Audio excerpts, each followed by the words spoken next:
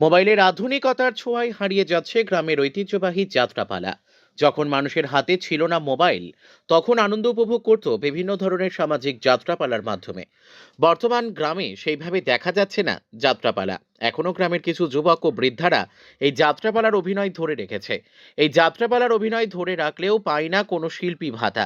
আগে গ্রামের সন্ধে নামলেই বিভিন্ন জায়গায় আনুষ্ঠানিকভাবে দেখা যেত যাত্রাপালা, যে যাত্রাপালায় ফুটে উঠত গ্রামের সামাজিক এবং পারিবারিক চিত্র অভিনয়ের মাধ্যমে। বেশ কিছু বছর ধরে বৃদ্ধ বনিতা ও যুবকবৃন্দরা ধরে রেখেছিল এই যাত্রাপালা।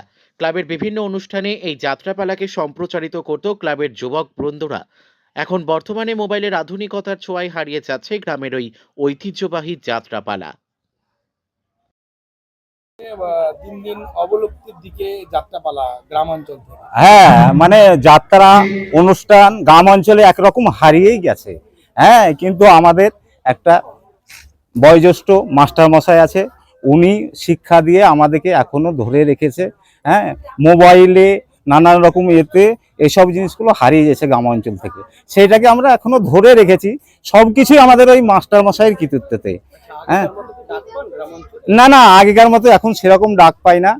মোবাইলে যুগ তো, এই যাত্রা শুনবো না, এই অর্কেস্ট্রা শুনবো, হ্যান ত্যান, মানে যা এখনকার যেরকম হ্যাঁ হ্যাঁ, রঙিনের যুগ সেরকম।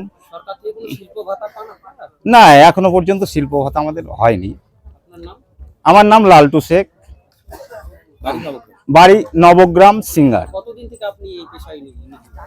আমি আমি মোটামুটি আমি যখন 8-এ পড়ি তখন থেকেই এই যাত্রার সঙ্গে যুক্ত। উঠে যাচ্ছে শুধু টিভি মোবাইল, এর জন্য আমাদের গানগুলা উঠে যাচ্ছে। আগে কিভাবে ডাক পেতেন আর এখন কেন? এখন ডাক হয়ই না, আগে খুব গান হতো আমাদের।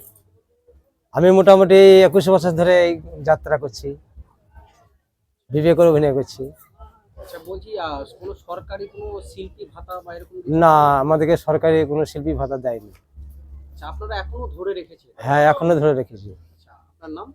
আমার নাম অশোক হালদার, গ্রাম সিঙ্গার।